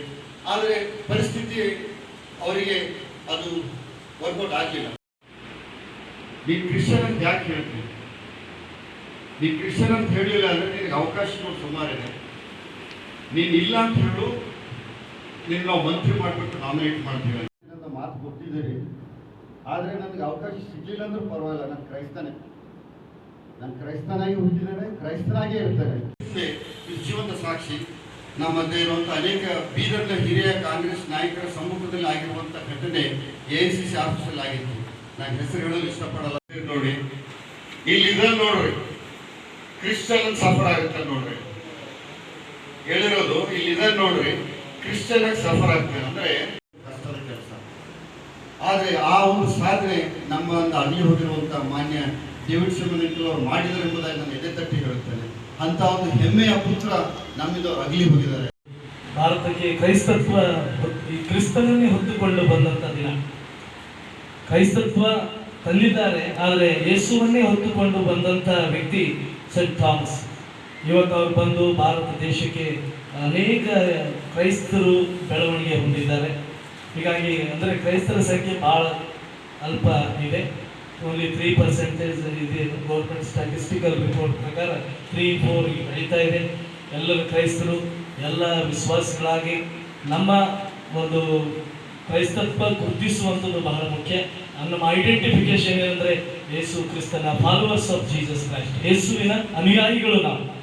ಯೇಸುವನ್ನು ಬೋಧನೆ ಮಾಡುವವರು, ಯೇಸುವಿನ ಸುವಾರ್ತೆ ಸಾರುವಂಥವರು ನಾವಾಗಿ ಯಾವಾಗಲೂ ನಮ್ಮ ಯೇಸು ಕ್ರಿಸ್ತನನ್ನೇ ನಮ್ಮ ಸಾಕ್ಷಿಯನ್ನಾಗಿ ಇಟ್ಕೊಳ್ಳೋಣ. ಸೆಂಟ್ ಥಾಮಸ್ ಎಂಥದೇ ಪರಿಸ್ಥಿತಿಯಲ್ಲಿ ಸಹ ಆತನು ಆತನು ಮೊದಲು ಡೌಟ್ ಇತ್ತು. ಯೇಸು ಬಗ್ಗೆ ಆತನಿಗೆ ಅನೇಕ ಸಂಶಯಗಳಿದ್ದು, ಯೇಸು ಸ್ವಾಮಿ ಸತ್ತು ಎದ್ದಾಗ ಆತನೇ ಗುರುತಿಸದೆ ಹೋದ. ಅದಕ್ಕೆ ಅವನಿಗೆ ಡೌಟಿಂಗ್ ಥಾಮಸ್ ಅಂತ ಹೇಳ್ತಾರೆ, ಸಂಶಯ ಪಡುವ ತೋಮ. ಆದರೂ ಅವನ ಡೌಟ್ ಎಲ್ಲ ಯೇಸು ಸ್ವಾಮಿ ಕ್ಲಿಯರ್ ಆದ. ನೋಡಿ ನಂಬಬೇಡ, ನೋಡದೆ ನಂಬುವವನು ಧನ್ಯನು ಅಂತ ಹೇಳಿ. ಆ ರೀತಿಯಾಗಿ ಕೊನೆಯದಾಗಿ ಯೇಸು ಸ್ವಾಮಿಯನ್ನೇ ನಂಬಿ ಈ ಭಾರತ ದೇಶಕ್ಕೆ ಬಂದಂಥ ತೋಮ, ಅಂತ ಅಂಜುಬುರ್ಕ ಆಗಿರುವಂಥ ತೋಮ ಭಾರತಕ್ಕೆ ಬಂದು ತನ್ನ ಜೀವಿತವನ್ನೇ ಆತನು ದೊಡ್ಡ ರಕ್ತ ಸಾಕ್ಷಿಯಾಗಿ ಮರಣ ಹೊಂದಿದ್ದಾನೆ. ಆತನ 52ನೇ ಕ್ರಿಸ್ತ ಶಕದಲ್ಲಿ ಬಂದು ತನ್ನ ಪ್ರಾಣವನ್ನೇ ಯೇಸುವಿಗಾಗಿ ಆತನು ಕೊಟ್ಟಿದ್ದಾನೆ. ರಕ್ತ ಸಾಕ್ಷಿಯಾಗಿ ಸತ್ತಿದ್ದಾನೆ. ಏನಿದ್ರು ಸಹ ಕ್ರಿಸ್ತನನ್ನು ಬಿಡಬಾರ್ದು. ಯೇಸುವೇ ನಮ್ಮ ಪ್ರತಿ ಒಂದಕ್ಕೂ ನಮಗೆ ಯೇಸು ಸ್ವಾಮಿನೇ ಬೇಕು. ನಮ್ಮ ಉಸಿರು, ನಮ್ಮ ಪ್ರಾಣ, ನಮ್ಮ ಜೀವನವೇ ಯೇಸು. ನಮ್ಮ ಉಸಿರು ಇರಬೇಕು. ಅಲ್ಲಿರ್ತಕ್ಕಂಥ ಕೇರಳದಲ್ಲಿರ್ತಕ್ಕಂಥ ಬ್ರಾಹ್ಮಣಗಳಿಗೆ ಭಾಳ ಹೊಟ್ಟೆ ಕಿಚ್ಚಾಯಿತು. ಹೊಟ್ಟೆ ಕಿಚ್ಚಂದರೆ ಇವ್ರದ್ದೆಲ್ಲ ದುಕಾನ್ ಬಂದಾದ್ರು, ನಿಮ್ಮ ಪೂಜಾರಿಗಳಿದ್ರು, ಇವ್ರದ್ದೆಲ್ಲ ದುಕಾನ್ಗಳು ಬಂದಾದ್ಮೇಲೆ ಜನ ಇವ್ರಿಗೆ ಬೆನ್ನ ಹತ್ತಿಸೋದು. ಈತನು ಅದ್ಭುತ ಕಾರ್ಯಗಳು, ಭಾಳ ಅದ್ಭುತ ಕಾರ್ಯಗಳು ಮಾಡಿದ್ದಾನೆ. ಒಂದು ಅದ್ಭುತ ಕಾರ್ಯ ಹೇಳಲಿಕ್ಕೆ ಇಷ್ಟಪಡ್ತೇನೆ. ಒಂದು ಸಲ ಒಬ್ಬ ಯೌನಸ್ಥನಿಗೆ ಹಾವು ಕಚ್ಚಿ ಸತ್ತಿದ್ದಾನೆ. ಹಾವು ಕಚ್ಚಿ ಸತ್ತಾಗ ಅಲ್ಲಿರ್ತಕ್ಕಂಥ ಎಲ್ಲ ಜನರು ಏನು ಡಿಸ್ಕಸ್ ಮಾಡ್ತಾರೆ ಅಂತಂದರೆ, ಇವನಂತೂ ಸತ್ತಿದ್ದಾನೆ, ಅವ್ನು ಭಾಳ ಅದ್ಭುತ ಕಾರ್ಯಗಳು ಮಾಡ್ತಾಯಿದ್ದಾರೆ, ಯಾರಪ್ಪ ಅಂತ ಅವ್ರ ಕರೀದು ಏನಾದರೂ ಮಾಡ್ತಾರೇನೋ ಅಂತ ಅವರನ್ನು ಕರೆದಾಗ ಅವ್ರು ಒಂದೇ ಮಾತು ಹೇಳಿದ್ರು, ನೋಡ್ರಿ, ನಾನು ಪ್ರಾರ್ಥನೆ ಮಾಡ್ತೇನೆ, ಯಾವ ಹಾವು ಇವನಿಗೆ ಕಚ್ಚಿದೆ ಅದೇ ಹಾವು ಬರ್ತದೆ, ಆ ಹಾವು ವಿಷಯವನ್ನು ಹೇಳ್ಕೊಳ್ತದೆ, ಅದು ಹೋಗ್ತಾರೆ, ಯಾರು ಹೊಡಿಬಾರ್ದು. ಸೊ ಎಲ್ಲರೂ ನಿಶಬ್ದವಾಗಿದ್ದರು. ಇವರು ಪ್ರಾರ್ಥನೆ ಮಾಡಿ ಒಂದು 10 ನಿಮಿಷದಲ್ಲಿ ಹಾವು ಬಂದು ಎಲ್ಲಿ ಕಚ್ಚಿದೆ ಅಲ್ಲಿ ಆ ವಿಷಯನ ಹೀರಿ ಒಂದು 10-15 ಮಿನಿಟ್ಸ್ ಆದಮೇಲೆ ಆ ಯೌವನ ಸೇರಿತು ಅಂತ ಭಾಳ ಉದಾಹರಣೆಗಳಿದೆ. ಸೋಮವಾರ ಮಾಡಿರ್ತಕ್ಕಂಥ ಒಂದು ಮುಖ್ಯವಾದ ಕೆಲಸಗಳು. ಅಥವಾ ಕ್ರಿಸ್ಟಿಯಾನಿಟಿ ಅಂದ್ರೆ ಏನು ಅಂದ್ರೆ, ಕ್ರಿಸ್ಟಿಯಾನಿಟಿ ಏನಲ್ಲ, ಶಾಂತಿಯ ಸಂದೇಶ, ಇತರರನ್ನ ತಮ್ಮಂತೆ ಪ್ರೀತಿಸುವುದು, ಕ್ರಿಸ್ತನು ತೋರಿಸಿದಂತಹ ಮಾರ್ಗದಲ್ಲಿ ನಡೆಯುವುದೇ ಕ್ರಿಸ್ಟಿಯಾನಿಟಿ ಎಂಬುದಾಗಿ. ಇದನ್ನೇ ನನ್ನ ಕ್ರೈಸ್ತವರಿಗೆ ಹೇಳಿದೆ. ಕ್ರೈಸ್ತರು ಯಾವತ್ತೂ ಎಲ್ಲೂ ಜಗಳ ಆಡುವುದಿಲ್ಲ, ಎಲ್ಲೂ ಗಲಭೆಗಳು ಮಾಡಲಿಕ್ಕೆ ಯಾವತ್ತೂ ಕಾರಣಕರ್ತರಾಗಿಲ್ಲ. ಯಾವಾಗಲೂ ಸಮಾಧಾನದ ಸಂದೇಶವನ್ನೇ ಸಾರುವವರೇ ಕ್ರೈಸ್ತರು. ಕ್ರೈಸ್ತನ ಅಂದ್ರೆ ಕ್ರಿಸ್ತನ ಆತನ ಹೆಜ್ಜೆಜಾಡಿಯಲ್ಲಿ ನಡೆಯುವವರೇ ಕ್ರೈಸ್ತರು. ಸೆಂಟ್ ಥಾಮಸ್ ಅವರು ನಮಗೆ ಮಾದರಿಯನ್ನು ತೋರಿಸಿದ್ರು. ಅವರು ಕ್ರಿಸ್ತನ ಮಾದರಿಯನ್ನ ಇಲ್ಲಿ ಭಾರತಕ್ಕೆ ತಂದು ತೋರಿಸಿದ್ರು. ಅವರನ್ನ ನಾವು ನೆನೆಸಿಕೊಂಡು ಈ ದಿನ ನಿಜವಾಗ್ಲೂ ನಾವು ಭಾರತ ದೇಶಕ್ಕೆ ಕ್ರಿಸ್ಟಿಯಾನಿಟಿ ಬಂದಾಗಿನಿಂದ ಅನೇಕ ಕಡೆಗಳಲ್ಲಿ ನೋಡ್ತೇವೆ, ಅನೇಕರನ್ನ ಹಿಂಸೆ ಪಡಿಸ್ತಾ ಇದ್ರು. ಇವತ್ತಿಗೂ ಕೂಡ ಕ್ರೈಸ್ತರು ಸಮಾಧಾನದ ತಾಳ್ಮೆಯಿಂದ ನಡೆದುಕೊಡ್ತಾ ಇದ್ದಾರೆ. ಕಾರಣ ಒಂದೇ, ಕ್ರಿಸ್ತನ ಪ್ರೀತಿ ನಮ್ಮನ್ನ ಒತ್ತಾಯ ಪಡಿಸ್ತದೆ. ಹಾಗೆ ಅನೇಕ ಹಿರಿಯರು, ಅನೇಕ ನಾಯಕರು ಮಾಡಿರುವಂತ ಅವರ ತ್ಯಾಗ, ಯೇಸು ಕ್ರಿಸ್ತರು ಮಾಡಿದಂತಹ ತ್ಯಾಗ ಅವರ ಶಿಷ್ಯರು ಮಾಡಿದ್ರು. ಹಾಗೆ ಅನೇಕ ಹಿರಿಯರು ಮಾಡಿದ್ರು, ಅನೇಕ ಕ್ರೈಸ್ತ ಅನುಯಾಯಿಗಳು ಮಾಡಿದ್ರು. ಇವತ್ತು ನಮ್ಮನ್ನು ಕೂಡ ಅದೇ ದಿನವನ್ನು ನೆನೆಸಿಕೊಂಡು ನಾವು ಈ ದಿನ ನಾವು ಕೂಡ ಎಚ್ಚರಗೊಳ್ಳಬೇಕಾಗಿದೆ.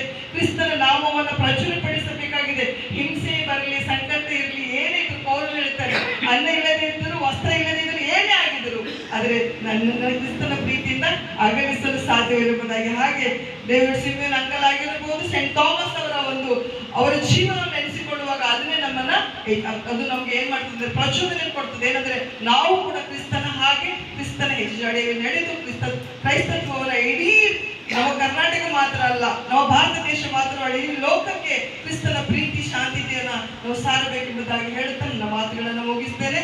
ಹಾಗೆ ಈ ಒಂದು ನೀತಿಯಿಂದ ಇನ್ನೂ ನಮ್ಮ ಸೇವಕರು ಹೊರಗಡೆ ಬಂದಿಲ್ಲ. 2000 ವರ್ಷ ಆಯ್ತು. ಸ್ವತಃ ಯೇಸಪ್ಪ ಬಂದು 3 ಸಾರಿ ಹೇಳ್ತಾರೆ, ಎಚ್ಚರವಾಗಿದ್ದು ಪ್ರಾರ್ಥನೆ ಮಾಡಿ. 3 ಸಾರಿ ಬಂದಾಗ ಇವರೇನು ಮಾಡ್ತಾ ಇದ್ರು? ಸೋಮನು ಸಹ ನಿದ್ದೆ ಮಾಡ್ತಾ ಇದ್ದ. ಸೋಮನು ಆ ಗುಂಪಿನಲ್ಲೇ ಇದ್ದ. ಆ ಒಂದು ಅದಕ್ಕೆ ಶಾಪ ಅಂತರೋ, ವೀಕ್ನೆಸ್ ಅಂತರೋ, ದೇವರ ಏನಂತಾರೆ ನನಗೆ ಗೊತ್ತಿಲ್ಲ, ಅದು ನಿಮ್ಮ ಹತ್ರ ಇದೆ.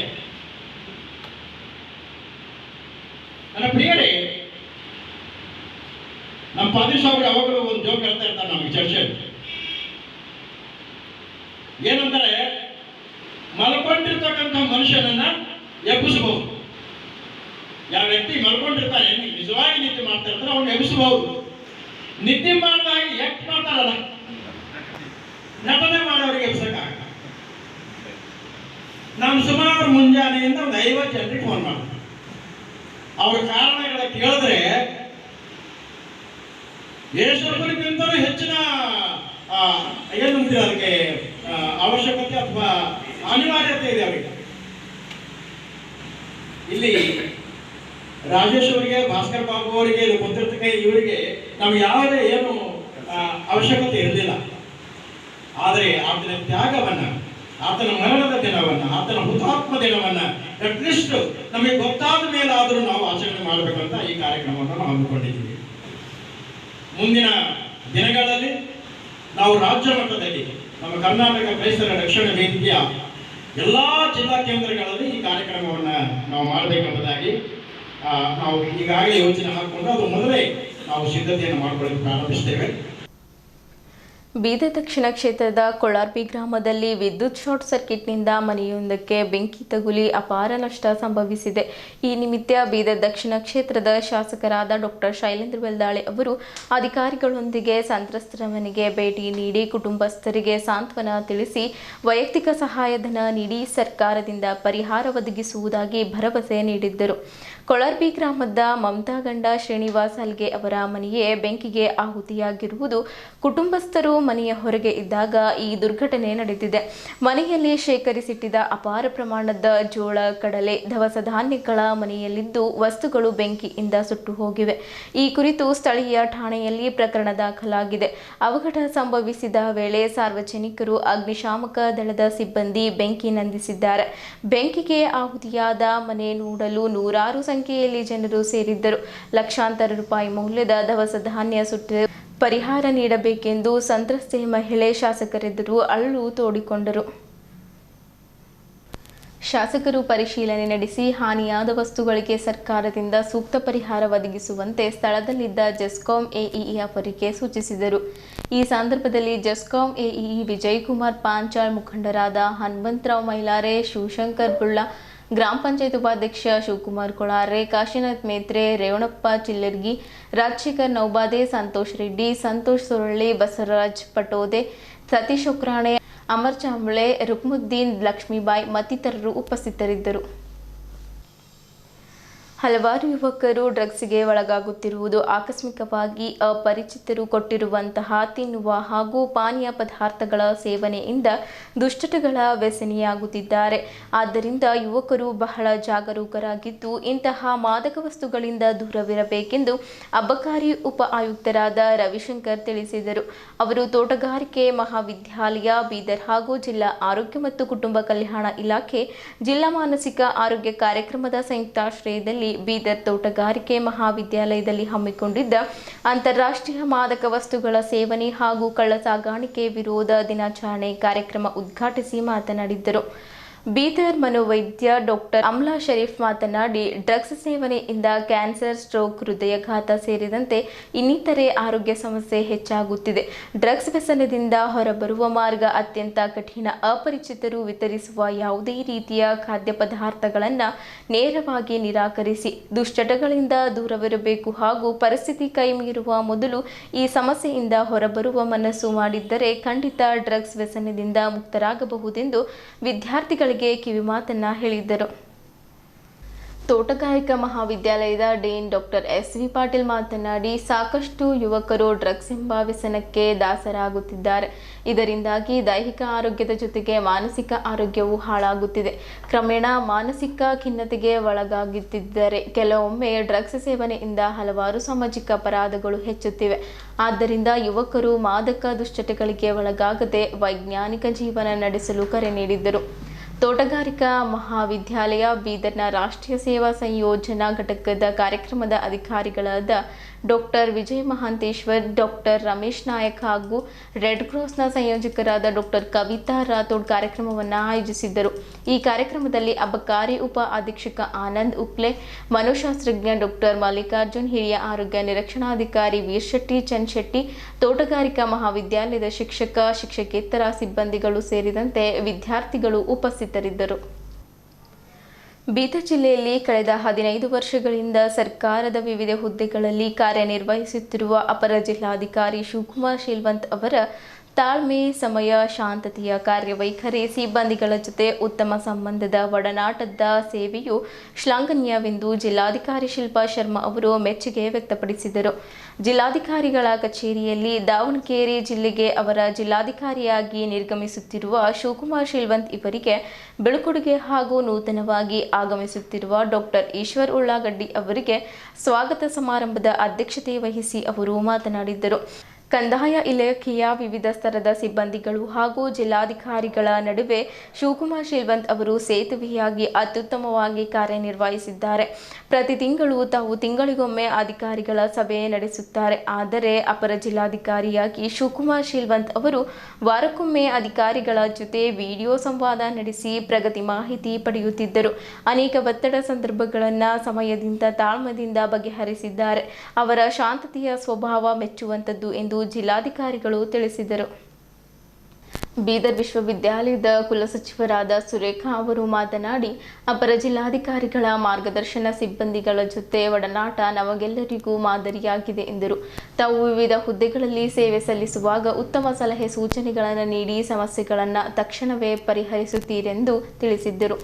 ನೂತನ ಅಪರ ಜಿಲ್ಲಾಧಿಕಾರಿ ಡಾಕ್ಟರ್ ಈಶ್ವರ್ ಉಳ್ಳಾಗಡ್ಡಿ ಅವರು ಮಾತನಾಡಿ, ಬೀದರ್ ಜಿಲ್ಲೆಯಲ್ಲಿ ತಾವು 5 ವರ್ಷ ಪಶು ವಿಶ್ವವಿದ್ಯಾಲಯದಲ್ಲಿ ಅಧ್ಯಯನ ಮಾಡಿದ್ದು, ಪ್ರೊಬೇಷನರಿ ತಹಶೀಲ್ದಾರರಾಗಿಯೂ ಸೇವೆ ಸಲ್ಲಿಸಿದ ಹಿನ್ನೆಲೆಯಲ್ಲಿ ಬೀದರ್ ಜಿಲ್ಲೆಯ ಬಗ್ಗೆ ತಮಗೆ ಅನುಭವವಿದೆ. ಜಿಲ್ಲಾಧಿಕಾರಿಗಳ ಮಾರ್ಗದರ್ಶನದಲ್ಲಿ ಉತ್ತಮ ಸೇವೆ ಸಲ್ಲಿಸುವುದಾಗಿ ಭರವಸೆ ನೀಡಿದ್ದರು. ಸನ್ಮಾನ ಸ್ವೀಕರಿಸಿ ಮಾತನಾಡಿದ ಶಿವಕುಮಾರ್ ಶೀಲ್ವಂತ್ ಅವರು, ಬೀದರ್ ಜಿಲ್ಲೆಯಲ್ಲಿ ವಿವಿಧ ಹುದ್ದೆಗಳಲ್ಲಿ ಕಾರ್ಯನಿರ್ವಹಿಸಿ ಸದ್ಯದ ಜಿಲ್ಲಾಧಿಕಾರಿಗಳ ಮಾರ್ಗದರ್ಶನದಲ್ಲಿ ಉತ್ತಮ ಆಡಳಿತದ ಅನುಭವ ದೊರೆತಿದೆ ಎಂದರು. ಜಿಲ್ಲಾಧಿಕಾರಿಗಳ ಸೂಕ್ಷ್ಮ ಹಾಗೂ ಪಾರದರ್ಶಕ ಆಡಳಿತದ ವೈಖರಿ ಬಗ್ಗೆ ಮೆಚ್ಚುಗೆ ವ್ಯಕ್ತಪಡಿಸಿದ ಶಿವಕುಮಾರ್ ಶೀಲ್ವಂತ್ ಅವರು, ಕಳೆದೊಂದು ವರ್ಷದಲ್ಲಿ ವಿವಿಧ ರೀತಿಯ ಆಡಳಿತ ಸುಧಾರಣಾ ಕ್ರಮಗಳನ್ನು ಹಮ್ಮಿಕೊಳ್ಳಲಾಗಿದೆ ಎಂದರು. ಜಿಲ್ಲಾಡಳಿತ ಭವನದ ಸ್ಥಳಾಂತರ, ಕಡಿತ ನಿರ್ವಹಣಾ, ಆಧಾರ್ ಸೀಡಿಂಗ್, ಕಂದಾಯ ಗ್ರಾಮ ವಸತಿ ನಿಲಯಗಳ ಕಟ್ಟಡ ಮಂಜೂರು ಮುಂತಾದ ಅನೇಕ ಸುಧಾರಣಾ ಕ್ರಮ ಮಹಿಳೆ ಹಾಗೂ ಮಕ್ಕಳ ಮೇಲೆ ಅಪಾರ ಕಾಳಜಿ ಹೊಂದಿದ್ದಾರೆ ಎಂದರು. ಈ ಕಾರ್ಯಕ್ರಮದಲ್ಲಿ ಬಸವ ಕಲ್ಯಾಣ ಹಾಗೂ ಬೀದರ್ ಸಹಾಯಕ ಆಯುಕ್ತರಾದ Mukul Jain, MD Shakeel, professor, IAS ಅಧಿಕಾರಿಗಳಾದ ರಮ್ಯಾ, ಜಿಲ್ಲಾ ಹಾಗೂ ತಾಲೂಕು ಮಟ್ಟದ ಅಧಿಕಾರಿಗಳು ಸೇರಿದಂತೆ ಇತರರು ಉಪಸ್ಥಿತರಿದ್ದರು.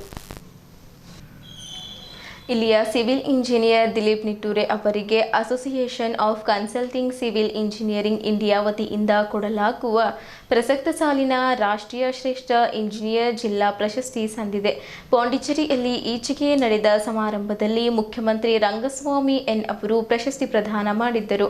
ಕಟ್ಟಡ ನಿರ್ಮಾಣ ಕ್ಷೇತ್ರಕ್ಕೆ ನೀಡಿದ ಕೊಡುಗೆಗಾಗಿ ಅವರಿಗೆ ಪ್ರಶಸ್ತಿ ಒಲಿದು ಬಂದಿದೆ. ದಿಲೀಪ್ ನಿಟ್ಟೂರೆ ಅವರು 28 ವರ್ಷಗಳಿಂದ ಇಂಜಿನಿಯರ್ ಆಗಿ ಕಾರ್ಯನಿರ್ವಹಿಸುತ್ತಿದ್ದಾರೆ. ಇವರಿಗೆ ಕಡಿಮೆ ವೆಚ್ಚದಲ್ಲಿ ಅತ್ಯಾಧುನಿಕ ಸೌಲಭ್ಯವುಳ್ಳ 1200ಕ್ಕೂ ಹೆಚ್ಚು ಸುಸಜ್ಜಿತ ಪರಿಸರ ಸ್ನೇಹಿ ಮನೆಗಳನ್ನು ನಿರ್ಮಿಸಿ ಗಮನ ಸೆಳೆದಿದ್ದಾರೆ. Association of consulting engineers Bidar ಘಟಕದ ಕಾರ್ಯದರ್ಶಿ ಸೇರಿ ವಿವಿಧ ಹುದ್ದೆಗಳಲ್ಲಿ ಸಮರ್ಥವಾಗಿ ಸೇವೆ ಸಲ್ಲಿಸಿದ್ದಾರೆ. ಅತ್ಯುತ್ತಮ ಕಟ್ಟಡ ನಿರ್ಮಾಣಕ್ಕಾಗಿ ಇಂಡಿಯನ್ ಕಾಂಕ್ರೀಟ್ ಇನ್ಸ್ಟಿಟ್ಯೂಟ್ ಸೇರಿ ವಿವಿಧ ಸಂಘ ಸಂಸ್ಥೆಗಳ ಪ್ರಶಸ್ತಿಗೆ ಭಾಜನರಾಗಿದ್ದಾರೆ. ಇಲ್ಲಿಯವರೆಗೂ ಸುದ್ದಿ ಕೊಟ್ಟಿದ್ದು ನಾನು ಪ್ರಭಾವತಿ. ಮುಂದಿನ ಸುದ್ದಿಯೊಂದಿಗೆ ಮತ್ತೆ ಭೇಟಿಯಾಗೋಣ. ವಂದನೆಗಳು.